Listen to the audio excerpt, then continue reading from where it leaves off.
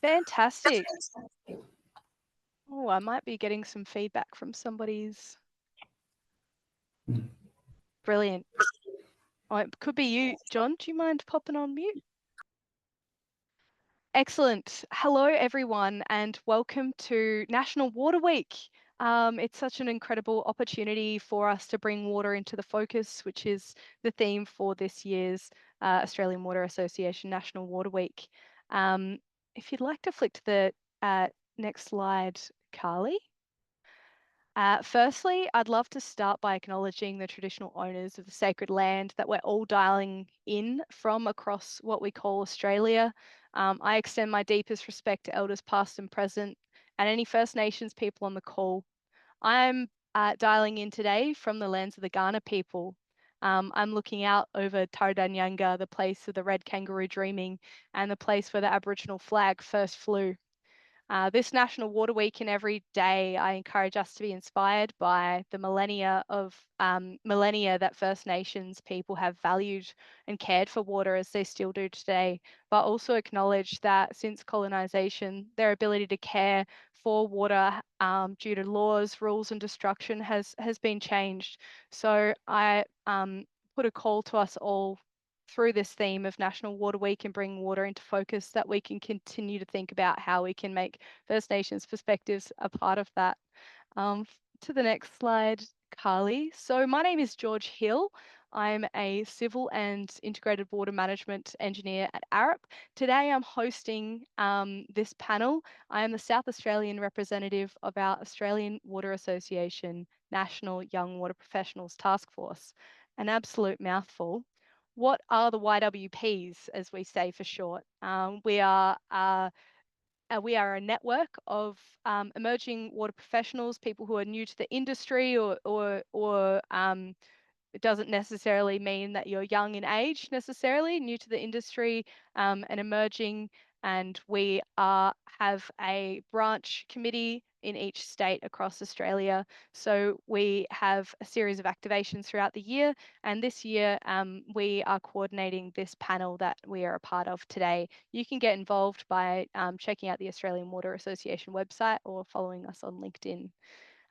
Which brings me to why we're here today. So as the National Task Force, we've created a panel in the hope that you can consider different ways that we can understand and share the value of water so that we can protect it and ultimately protect our communities and environment that we care so much for. Today, you'll hear from Dr. Phil Duncan, bringing a First Nations perspective on water, Tracey Willingham on education and water literacy, and John Brelsford on the role that networks and data can play to support us in doing all of this. Each speaker will share with you for about 10 minutes each about themselves and what they have to say, and then we'll open up for a casual Q&A after that. I really want to make you feel comfortable and empowered to join this conversation and be brave and come off mute to engage in the chat. I would love to see some live conversation going, and get ready to muster up the courage to come off mute later when we open up this live discussion. And without further ado, I would love to introduce Dr. Phil Duncan, who is our first speaker today. Yama George. I want to say a huge marabou for everybody that's thank you in my language that's joined us online. Particularly excited about sharing our virtual campfire with John and Tracey.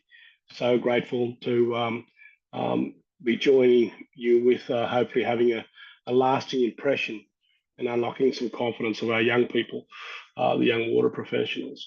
I'm just a little bit about me. First and foremost, another click, please, George. As it is customary, I want to acknowledge country and just to affirm and reaffirm that both a welcome to and an acknowledgement of country are modern day interpretations where one seeks and receives permission to move through beyond our own traditional boundaries. Today I join you from the four shores of Kamay Botany Bay of the Bidjigal people. And Georgie, I just want to say thank you for your warm and sincere acknowledgement of country. To give you a bit of background about me and my country and what makes me tick, being a Gamilaroi Maori, I would now like Georgie to play a video to set the scene for my next couple of minutes.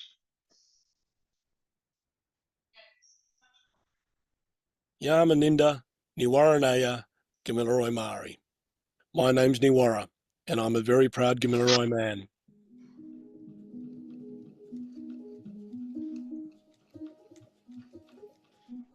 Since time immemorial, the Gamilaroi have walked this land, camped on these riverbanks, followed the creeks as they wind their way through the foothills and down to the plains.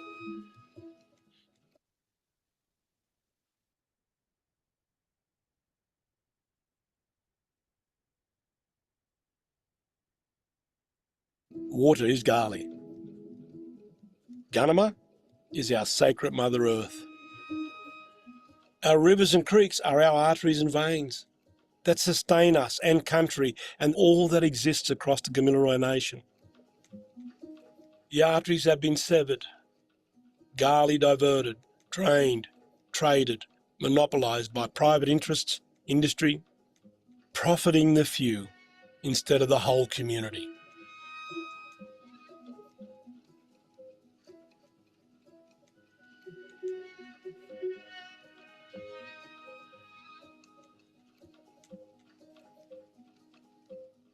Gunama is crying out. Our sacred Mother Earth is crying out. You know, we exist in harmony and in pain with Gunama. We have watched the quality of Gali diminish. We have seen the impacts on our native fish populations, our native vegetation. But we have been locked out. We don't have access to the keys, the gates and the chains.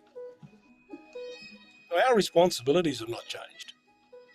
But our ability to care for Gunama and Gali has been taken away from us.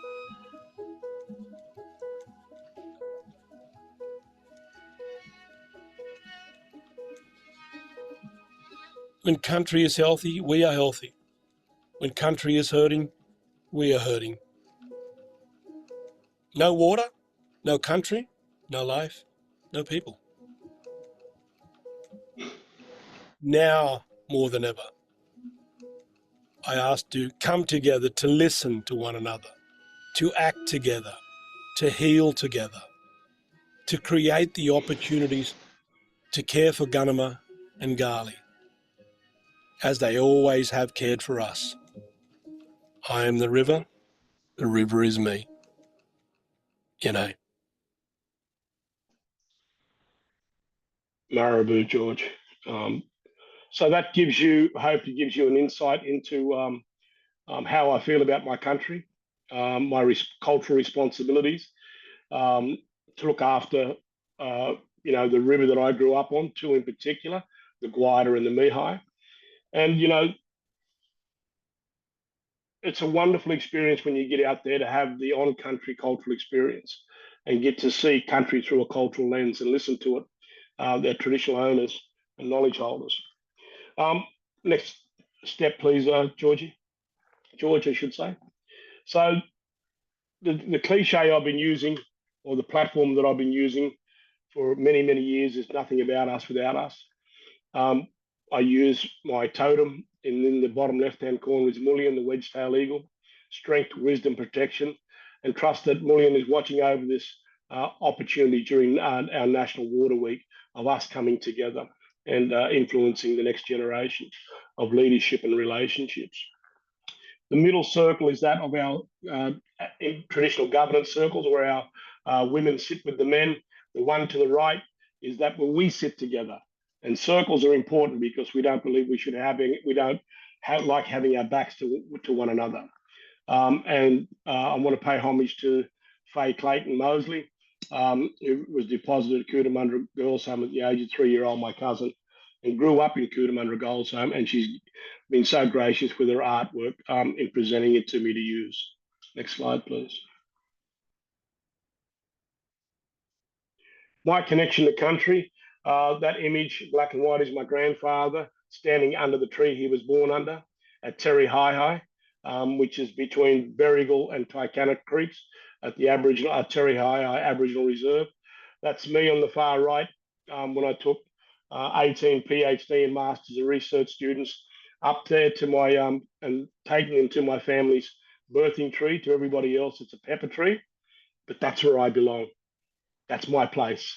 That's where I go to heal and to replenish my cultural soul and to reinvigorate my passion and commitment to moving forward and leaving no one behind on the journey. The bottom left hand is that of a piece of wood that was cut from the tree to have my 4 totems on it. The nation, the Yutndali, the Goanna, my grandfather, the Karela, Gangil, my father, Bunda, the kangaroo, and my totem is Biggie Billa, the little echidna.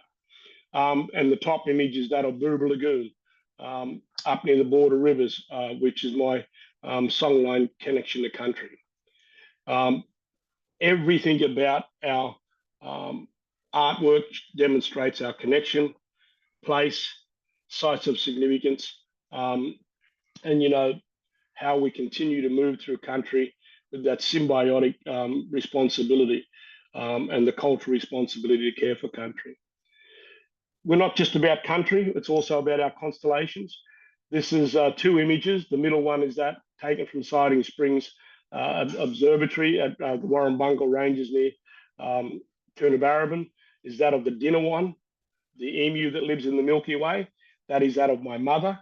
That's her totem. And the 3 planets of the moon, Saturn and Antares.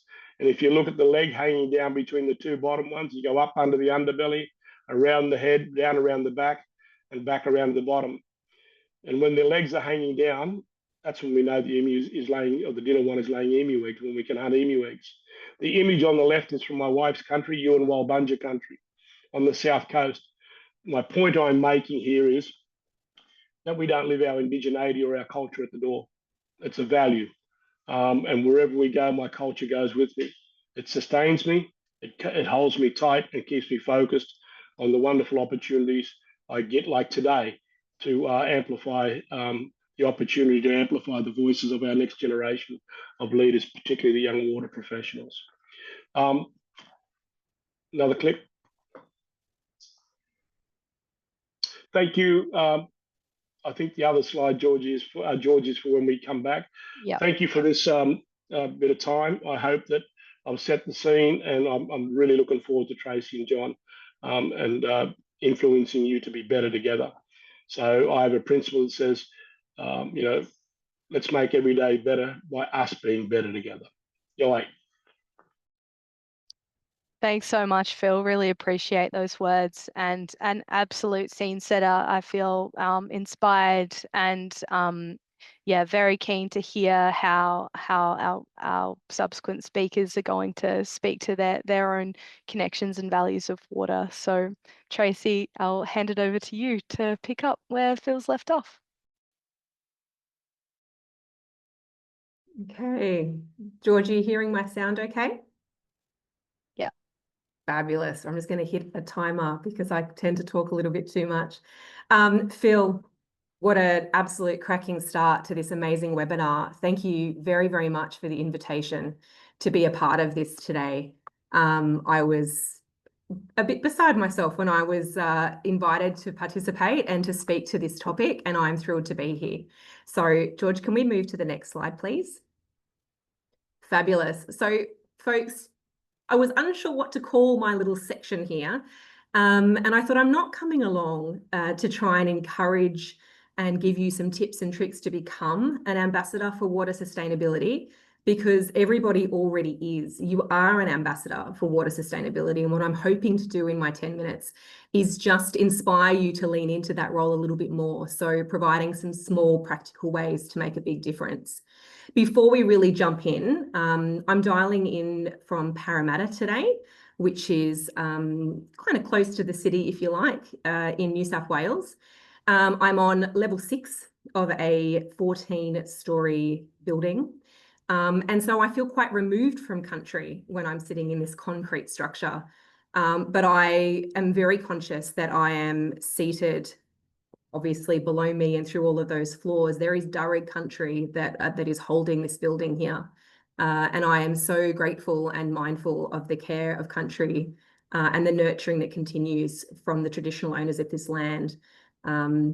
It always will be Aboriginal land. Okay, let's move on to the next slide. So, thinking this topic through, I landed on 3 mindset shifts that I think are important in order to lean into that ambassador role. So today is about bringing water into focus, as is the theme of National Water Week.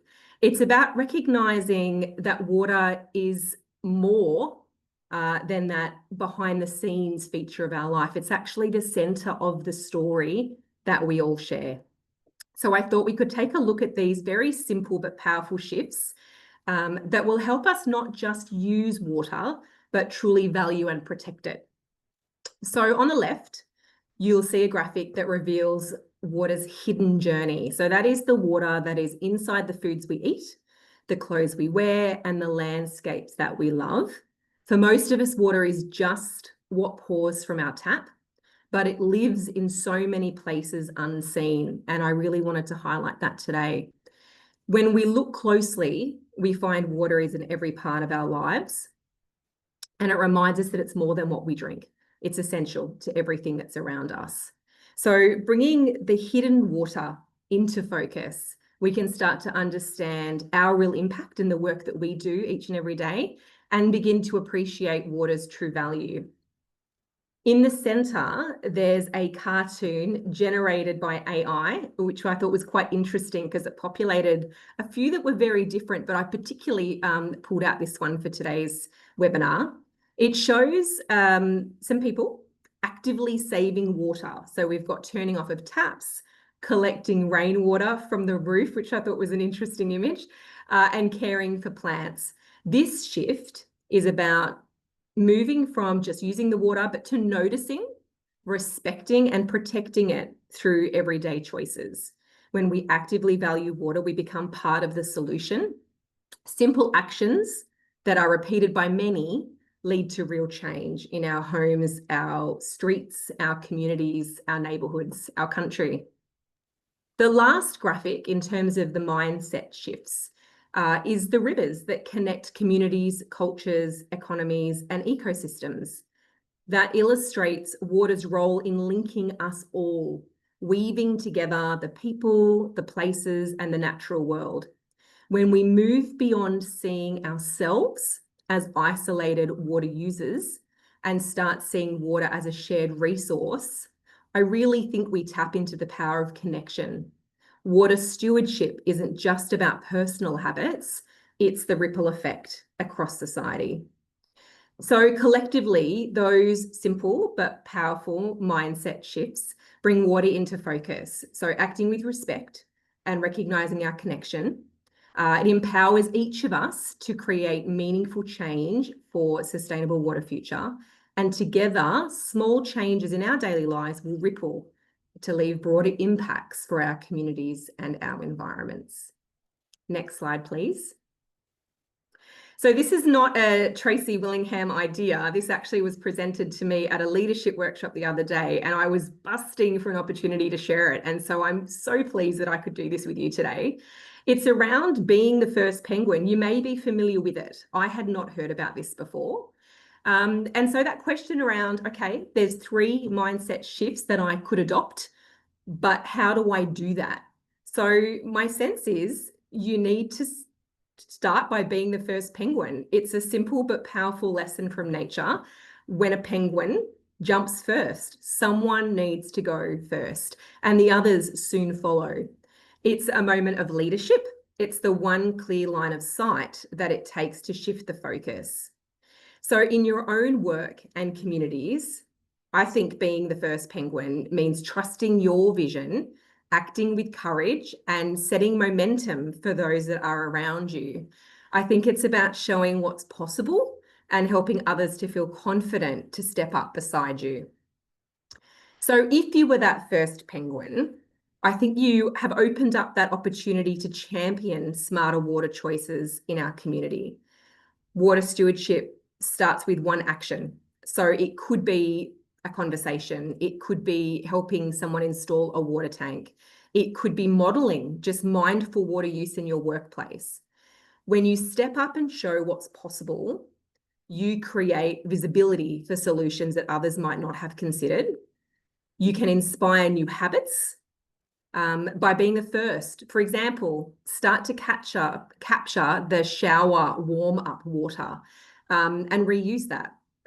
Perhaps do a water audit at a local school or in your workplace, or simply by sharing stories that bring water into focus so that it's not even a background conversation. It really comes forward in that talk track that you have each and every day.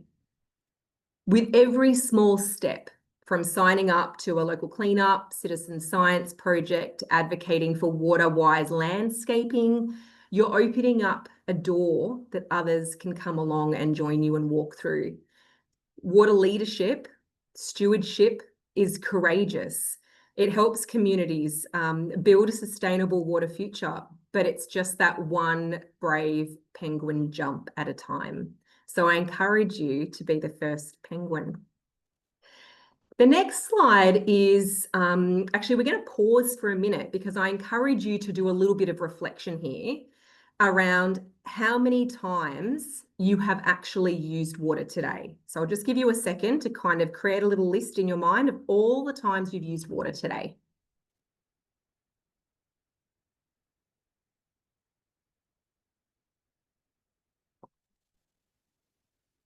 And so then mine is it more than 5?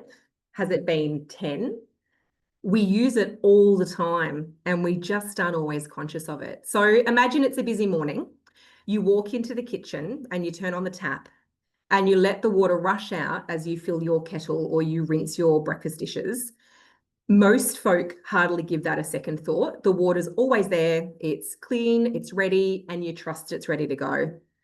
But what if we had to pause and just think about or trace the journey behind every drop? So the glass of water in your hand perhaps began as rain falling in a distant catchment or a trickle in a mountain stream. It might have travelled through rivers, rested in a reservoir, it's been filtered at a plant. Along the way, it's passed through pipes, pumps, and meters before finally emerging in your glass, ready for drinking. Each stage of that journey relies on communities working together, managing catchments, protecting rivers, treating water so it's safe, maintaining kilometres of pipeline, monitoring for quality every single day. All that effort, all those systems just for a few seconds at your tap. When we don't see this whole story, it's easy to take water for granted. The real challenge and the opportunity is to look beyond the simple act of turning on the tap, but recognising the remarkable journey and care that makes every drop possible. When we see water's story, we really start to value it. And I think we see that across the world because the water that certainly I experience here in Sydney is not the same as other places globally, and that's a really important consideration. Next slide, please, George, if you don't mind. So I just wanted to spend a minute talking about one of the programs that Sydney Water is currently delivering to raise the profile. So in that big question of what can I do, one of the things we are doing is building young water stewards through a program called Aqua Allies. We're bringing water into focus by recognising it's not sitting there quietly supporting life, but it's really the centre of our story. So this program sees the team move into primary school settings. It is an initiative to nurture future champions. It's more than about taps and toilets. It's about building emotional connection. There's hands-on interaction. There's a sticker sheet. There's a scientific experiment they do related to flushables. But it's more than just knowledge. It's about building pride in being a protector of water in their community, hence the name Aqua Ally. The program demonstrates our commitment to developing that long-term stewardship through education. And one of the most passionate things for me is generational change. I love seeing young people take this knowledge and it's not just learning for them, it really becomes a passion. Next slide, please. Just as we move towards the end, I just would like to, now that I'm just over 11 minutes in, encourage you to look at that picture that's on your screen there of a glass of water. And I wonder whether you look at that differently now after just this last 10 minutes. I challenge you to see it with a new focus. 3 questions to consider, and then I'll close. Personal connection question. When was the last time you actively noticed the role that water played in doing something simple, like making coffee, doing the washing, driving to work? Second question relates to everyday stewardship. What's one small habit you've seen at home, in your workplace, or in your community that shows respect for water or helps protect it? And then my very last question is around collective impact. I'd like you to imagine that everyone in your state or your community, for example, made one mindful water choice every day. What difference that would make, because the ripple effect is very, very real. So in closing, let's commit to bringing water into focus. It's not just for ourselves, but it's for our communities and generations to come. I think together, very much like what Phil said, we can be the voices and champions of our water future needs. And I'll leave it there. Thank you very, very much. Thank you so much, Tracey. That was really, really helpful for us. You gave us so many tangible actions that we can take into our lives and a change in perspective. We can be the first penguin. We can be mindful about how much water that we, not necessarily how much water we use, but you know, what is our connection to water, and how can we frame that differently? And I'm sure that is something that will affect our personal lives and also into our professional lives, and how we can influence others and, you know, our local community as well. So thank you so much for sharing those amazing tips with us. Lastly, I'm going to pass on to John Brelsford. Off you go, John. Is my sound all right, George? I know there was a little bit of like feedback in the background prior. Yeah, I think it's Okay now. good now. Yep. Awesome. All right, brilliant. So yeah, before we start, I just wanted to acknowledge, obviously, the traditional owners here in South Australia, where, well, myself and George actually are from, and also say a big thank you to Phil for, I guess, all of those wonderful insights at the start of the session. As you can probably tell, I'm not actually local to the region of South Australia, but yeah, I'm very lucky to be able to call SA and I guess Ghana country home now. It's a pleasure to be able to, I guess, wake up and be able to run up and down the Torrens every morning. So yeah, it's lovely being here in Australia. And I'd just like to acknowledge that before we start. And yeah, as George said, John Brelsford, currently lead business development at Optomatics here in Australia, New Zealand. I also lead the SWAN, which I'll be talking about today, Rising Smart Water Professionals for Asia Pacific. So today I'd like to talk to you about the impact of young water professionals and how we can better use data to help bring water into focus. So next slide, George. Yeah. So today, just a quick run through. I know we've only got 10 minutes, so I've got to sort of blitz through it. But a quick intro to SWAN and what we do as the RISP community. So that's Rising Smart Water Professionals sort of squashed together, and how we can kind of create impact at both a global and a local level. And then ultimately how we can use the data in our life and our industry, obviously, to help bring water into focus. So very much in line with what Tracey said, mindset shifts. I'd love for us to be able to make water just a little bit more visible and valued and better understood. I think data can go a long way in helping us do that. More often than not, people only realize that water is truly valuable when something goes wrong. So whether there's a drought or a burst or a leak or something like that. So yeah, really bringing it to the forefront on a day-to-day basis would be great. So quick intro to SWAN. It's a global non-profit that brings together water utilities, solution providers, regulators, and industry experts to try and advance the use of, I guess, smart data solutions and technology for clean water, wastewater, and stormwater. So we also provide lots of resources and act as like a true global knowledge base, I guess, with case studies and reports and communities of practices, lots of online webinars similar to this that really cover, I guess, emerging topics of areas of interest. In a nutshell, really, I think Sandy would be happy for me to say, our ambition really is to transform the water sector through the use of data, not only as individuals, but together as a global community. So as you can see on here with the lovely little love heart in the corner, Swan really views the rising professionals and young water professionals as an integral part of our ecosystem. So it's free to join and wonderful opportunity to connect with students and young professionals, and I guess very similar to other initiatives that are going on in Australia with young water professionals, and similarly, like Tracey said, with Sydney Water. Next one, George. There we go. Yes, we have, as I touched on, lots of lovely initiatives to get involved with. So we have a career development program, which gives you access to the career portal and valuable resources if you want to try and fuel, I guess, personal career development. We have some smart water courses, which are very interactive, very palatable, sort of entry-level fundamentals of smart water, which I found really, really helpful when I first came across, I guess, into the more software side of the water business.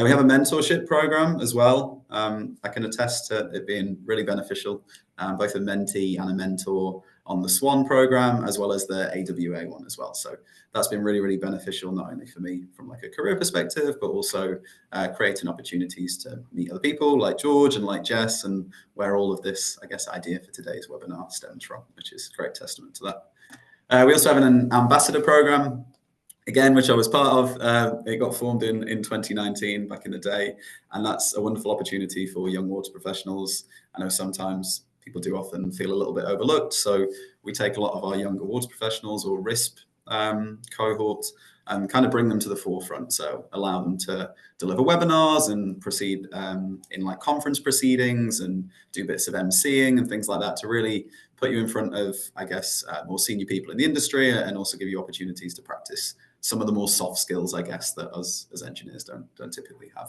in our back pocket. So next one, George. There we go.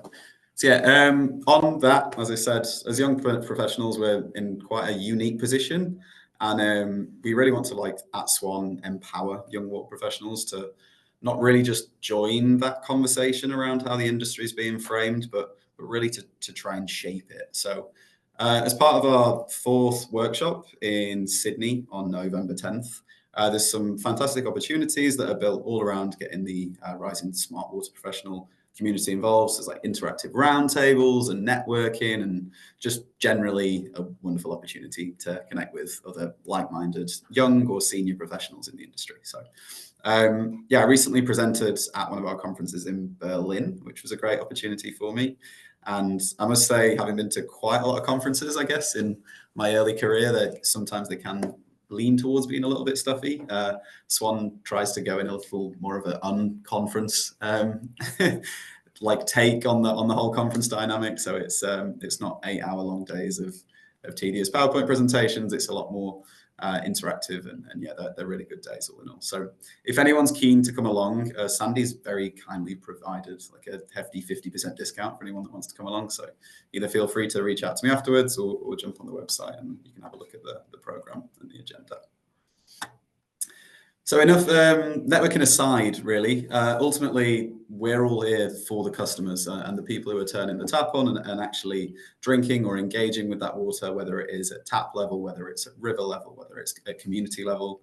And our primary focus as an industry should always be on the provision of reliable, clean, and affordable water, really. So different communities, I guess, value water in different ways. For customers, it'll be affordability, reliability.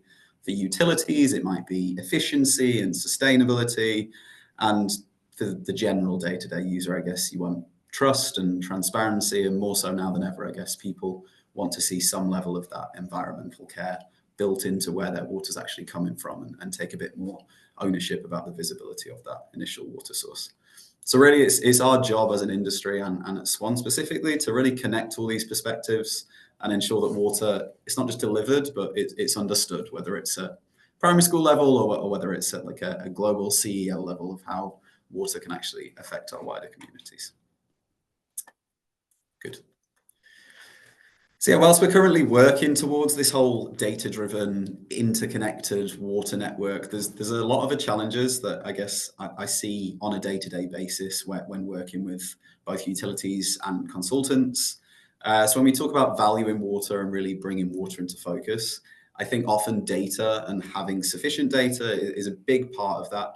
in being able to, I guess, see and visualize that actual value. So one of the issues we often come across is not having clean and reliable data. So it's a big push in our sector to make sure that there's good practices around the collection and the storing and all that side of the data pre being able to optimize your system. So once you've got that clean, reliable data, you're in a great position and you can optimize your investments, you can predict and prevent failures, you can create proactive maintenance plans, you can ensure everyone is getting sufficient, reliable and clean water. So big part of that for us is we've really got to start building a data literate workforce, and that starts top down really. So people often worry that, I guess, new technology solutions and things might replace their jobs. It's really probably the opposite. It'll create lots more jobs, and what we need to do as an industry is upskill the whole workforce, whether they're current or emerging. Next one, George. So yeah, obviously sounds all very good in theory, and I think data and AI and ML, they all sort of get thrown around as buzzwords more often than not. So I just thought I'd show you a nice case study that we did at Optimatics with Greater Western Water, just brief overview. There's obviously a lot of smarts and algorithms and things going on in the background of this, so if you are interested in reading up a little bit more on it, it will be available on the SWAN APAC case studies website. So population growth is a huge issue in Australia, as it is globally, I'm sure. And it really is, I guess it's on our shoulders to be able to provide people with sustainable, reliable, clean water sources as population starts to increase. So we were working with Greater Western Water, looking at where was critical on their network, where could hold more housing developments, and really trying to overall reduce the spend on that so that they could deploy it elsewhere within the network. So as you can see at the bottom there, we were able to be using data and smart solutions that we have at Optimatics. We were able to save them a significant amount of money. Obviously, that's wonderful, but I think in terms of bringing water into that focus, it was more so showing how smart decisions can really help enable, not in the immediate term, but also like the future communities that we've got to look out for. So we're staging our results 30, 40, 50 years down the line, so that the work we do today will benefit the future communities and ensure our kids and their kids, and we'll keep going, we'll still have access to clean and reliable water. So finally, as I touched on earlier, the catch with, again, all these lovely projects, they sound good, you have wonderful outcomes, is really having that good data. And this is where data is foundational for us truly seeing that value of water. Unfortunately, good data doesn't happen by accident, and it's often fragmented and inconsistent or incomplete. And really, it just leads to poor decisions. So if you put rubbish in, you tend to get rubbish out. Dirty data leads to blurry vision is something I heard at the IWA conference recently, which I thought was a really nice way to summate it all. So I think if we want to bring water into focus, we really need to start with having clarity at that source of the data when we are pulling everything together.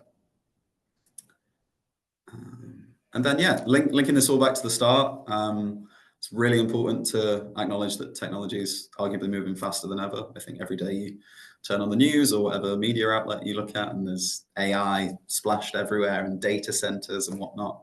But really none of that is going to be impactful without smart people who know how to interpret and communicate and act with that data, really. So that's why RISP and SWAN, we're investing so much in upskilling and mentorship and career development and young professionals, whether, I don't know, whichever region and whichever association you're with. And we're really going to play an instrumental role in owning and driving that process of digitization and truly like putting the value of water on a pedestal. I think it's really important to finish on that just as a kind of like a call to action for, I think as Tracey said, like be the first penguin. It's very easy to kind of float in the background and not speak up too much, but as young professionals, you definitely bring a fresh perspective to a lot of rooms that have often used the same traditional processes or heard the same sort of thoughts over and over again. So I know it takes a lot of courage, but yeah, to make that first step and really bring our fresh perspectives to the water industry, I think that's how we're going to make an impact. So it's the industry is a community just like any other, I guess, and if we're going to be successful, I think we need to respect and really appreciate all the education and all the knowledge base of all the senior water professionals, and similarly they need to appreciate, I guess, the fresh perspectives and a certain amount of data literacy that the younger professionals might bring to the industry. So bring that together, and I think we could, yeah, really be successful. So all good, George. Fantastic. Thank you so much, John. Yes. Virtual round of applause for John coming through. That's amazing. Yeah, really appreciate the importance that you highlighted around those networks, and you highlighted a couple of opportunities to engage in some of those networks. And we all have, you know, our own networks and spheres of influence. So I think it's really important to actually utilize that and leverage that as a part of our career development and our journeys, you know, as individuals as well. How can we connect with more people? You know, both Tracey and Phil spoke about, you know, our actual emotional connection to water, and how can we encourage others to see that in themselves? And that's, yeah, really empowering and inspiring. And also, I cannot agree more about dirty data leads to blurry vision. Yeah, so good. It always takes more effort than you anticipate it to clean up a dirty data set. So thank you for that. Now we are into our panel discussion section of today's call. So we've started receiving a couple of questions into the chat. I would absolutely love for more people to put any questions or thoughts that you have, any reflections into the chat. Feel free to put your virtual hand up if you'd like to come off mute and say something as well. To kick us off, Jess has put a question in there for Tracey, asking how can we make the water sector more visible outside of our own industry? Oh, what a great question, Jess. Thank you for that. I think what it requires is a shift from technical internal messaging that we use within the industry to more of the storytelling, collaborative engagement approach. I think that there's probably 3 key elements that come to mind. It would be humanizing the water story. So finding those emotional, cultural connections through things like podcasts. And I know, Jess, you sit behind an amazing podcast. So I think that that kind of thing really breaks down barriers and has cut through. So leveraging and knowing about the community you're trying to communicate with, what will land. So I'd humanize the role water plays in the lives of all of us in that way. I think, obviously, as the manager of water literacy and education, I'm going to say that is a key player in this, that education plays such a significant role, and building water literacy, which for me is more than just water knowledge, but that concept around stewardship is really powerful. Programs across all settings. So, you know, we have a preschool program. I spoke about Aqua Allies, and I'd look to beyond that, more generalist community education, being available on the front foot in terms of answering questions community have, highlighting it at any opportunity you can, and creating those connections. And then the third for me, which is something I'm really passionate about, is shared success. So looking for opportunities to partner outside of the water sector, because as we have already discovered in this session, water connects us all. It's just often invisible until something goes wrong and it's front of mind. So finding those opportunities to partner and share in the water story and bring it in a meaningful way, I think is probably the top 3 for me. Thanks, George. Brilliant. Thank you. You do such a great job, Tracey, about giving us those actionable takeaways that we can bring into our daily lives. So I've been furiously taking notes as you've been talking, so I don't forget. And this recording will be available afterwards if people missed that. But thank you, Tracey. Going to move to a question that's come up for you, Phil. Angelina asks, about the video that you shared, and the access to rivers has been taken away, but the responsibility to care for them remains. Have you seen any examples of access to rivers being restored to traditional owners, and how landholders might look to do this? Oh, you might be on mute at the moment, Phil. Yeah. That old chestnut. Firstly, I want to say how proud I am to share this opportunity with Tracey and John. And there are 4 key things I just want to start with by saying finding a connection. The relationship is so important. Water usage and the efficiency. It's about quality of life, longevity of life, and subsequently for us, it's a cultural way of life, and using modern day technology to tell the story. Just so proud of what we just did.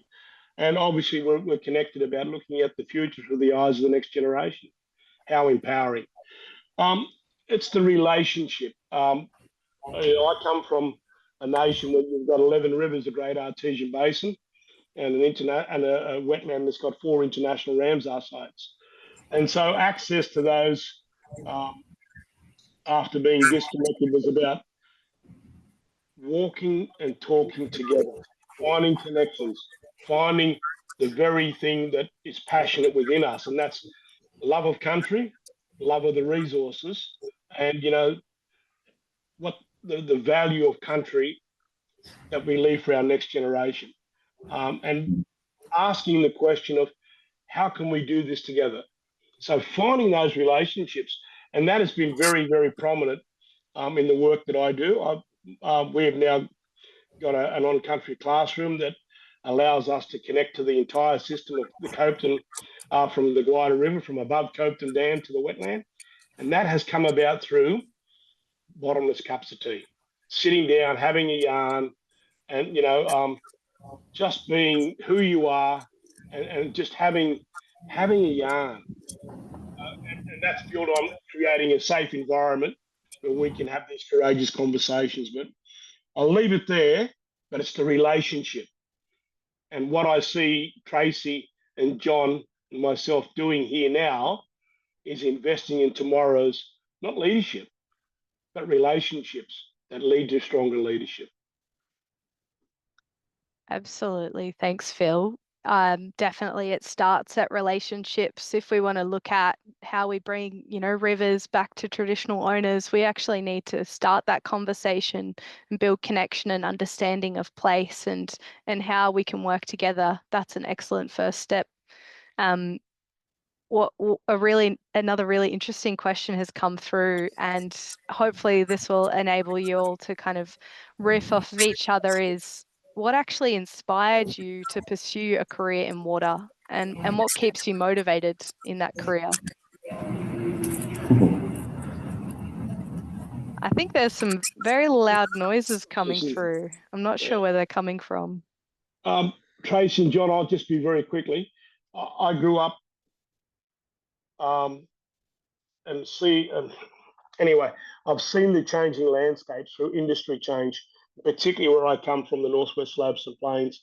I've seen the impacts of a crop that is very thirsty, seen the changing flow regimes. I'm being very respectful because I've been the beneficiary of a strong rural sector that drives a strong rural economy, that drives a strong rural labour market. I've seen the changing flow regimes. I've seen the water quality, the impacts on native fish, the impacts on country, and you know what? The impacts on people. I don't have the answer, but collectively, I want you to think about this. Together, we can find the answer by exploring the way forward together. That's where I want to, but I want to hand over to Tracey and John, please. Of course. Tracey, or do you mind me? All good. Yeah, I guess I grew up very close to Derwent Reservoir in the UK, and I always thought like sort of countryside-ish water always sort of brought me peace and clarity, and I love living anywhere that there's a river or some sort of water source that's flowing through it. And then I studied chemical engineering, which was very fluid dynamics aligned, and then slowly worked my way through varying engineering roles. And when I ended up in water, I just the best way to put it is like I felt like I'd found my people finally. Like everyone was still very much an engineer and quite type A, but they also had this outward perspective of like community, whereas I feel like having been in finance for a bit and looking at all those sort of different industries, it all felt very introspective, whereas water as a community, it's I think we have such a wonderful cohort of people working in the industry, and we're all, it doesn't seem to be like salary driven or any of that. It's everybody kind of seems to work in water because they love water and they love community, and they're doing it for the right reasons. So on a daily basis, they really resonate with me, and it feels like we're all working to something that's a little bit bigger than what we are, rather than just focusing on small projects on a day-to-day basis. Thanks, John. That's a question of the heart for me, folks. So my initial training was high school teaching, and I did that. And I had made a life promise to myself. I had a goal that I would be a K-12 trained teacher. So whilst teaching, I did another degree so that I was then primary trained, because there was something about being able to demonstrate agility and impact all the way across the learning continuum that I was really drawn to. And then I say it's a question of the heart because it was the biggest leap I've ever taken, was to come out of the classroom, and I miss it terribly. But I was working at the same time as a casual teacher out at Warragamba Dam. So for Sydney, that dam services 80% of our population, and it is rainfall dependent. And I was constantly in awe of our visitors, or when they went, oh, that's where our water comes from. That's kind of where it starts their visible journey. And people were so taken by the fact that the water that comes out of their tap starts there. And I realized that this was a passion of mine, was to make the invisible visible, bring water further forward. So whilst I was working for Water New South Wales, I had the great pleasure of working on the Wilcannia Weir project and travelled, it's 11 hours by car to Wilcannia in regional New South Wales. And that's where it really hit home that I could drive somewhere in my car where a community did not have access to drinking water and were in fact bathing their babies in bottled water. And I thought then and there, how do I make a difference? What can I influence? And then an opportunity came up at Sydney Water and I found myself here. So in addition to K-12, I really liked the idea of source to tap.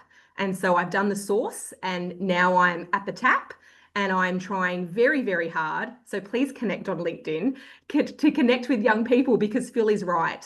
You are the people that are going to influence the greatest change, because there are learnings and we've learnt from them, but there needs to be a shift. So I'm really keen to share whatever insights I have in all of my wisdom of working in the water sector for others to pick up and continue to champion, because there's such great work to be done. So that's a powerful question. Thank you to the person who asked it. Thanks everyone for giving your really personal responses there. We haven't got long left of our question time, and Phil had prepared a little graphic if it came up into conversation, and I would really just love to bring that to the forward. It's on the next slide, Carly. And with that, one thing I know you're so passionate about, Phil, is how we can, bring YWPs forward. And as the Young Water Professionals patron for the AWA, I wonder if you could speak to this image and what it means to you, and then, how do you see YWPs being empowered? Look, this is an image, a gentleman by the name of Robert Zooks. He travels the world. But this jumps out at me, and George, I'm going to ask you to circle what in our little preempt thing that we did. So this is our country, Australia, and these are the arteries and veins of Gunama country, our sacred Mother Earth. I can remember my grandfather. So it's the storytelling. It's the impact that storytelling can have in being brave and courageous about challenging the platforms that are currently there to make them, better as we move into the future. George, as I talk about my grandfather and Uncle Colin, could you please circle? My grandfather told me that where I come from, we are the lungs of the basin. Please, George. Yep. So I'm struggling here. So that is those two large blue, on the right-hand side, you can see the two lungs. You can see That's those one. two waterways. The top one's the lung. Yep. And then I sat on the Dungala, the Murray, with Uncle Colin Walker, and he said, "We're the kidneys." So, country is about a living, breathing entity. And like us as humans, if our veins and arteries are not connected, then country is sick. And then, like us, we're sick. So using modern day technology to tell the story and to be brave and courageous about how we can move forward together. So I use this to say, this is Australia, our Mother Earth, our country. And these are the arteries and the veins that sustain our country for us, and we need to protect it as we move forward into the future together. Thanks so much, Phil. I think this is just such an incredible image because it reminds us of the micro and the macro scale of water. It reminds us of that blood in our veins, and we are made of water, and water is all around us. So thanks so much for sharing on that, Phil. We've got one more question in the chat, which is to me and to John. What's a next generation ready utility or organization look like to us? Do you want to have a go at that, John, quickly? Yeah, why not? I just want to say, Phil, first off, that's stunning. Such a beautiful photo. Next generation ready. I'd say, as I touched on, probably data is going to be the foundation of the next generation. So making sure there's good data practices in place within whichever water utility or consultancy or whoever you were talking about. In that sense as well, I think there's going to be a massive piece around knowledge transfer over the next 10, 15, maybe 20 years, especially in our industry. I think there's a lot of people that are coming towards the end of their careers and a lot of people that aren't maybe being attracted enough to start a career in water. So I think a next generation ready utility would very much be an attractor of new talent now rather than when it's too late. And then really put a lot of effort against that knowledge transfer and take all that experience we have, whether it's boots on the ground or experience with the tools that are in place or anything needs to be transferred over maybe 10, 20 years at a time. So really invest in, I guess, in the next generation of water professionals. I think more often than not, we see engineers getting attracted away from our industry, maybe more towards pharma, maybe more towards finance, maybe more towards aerospace.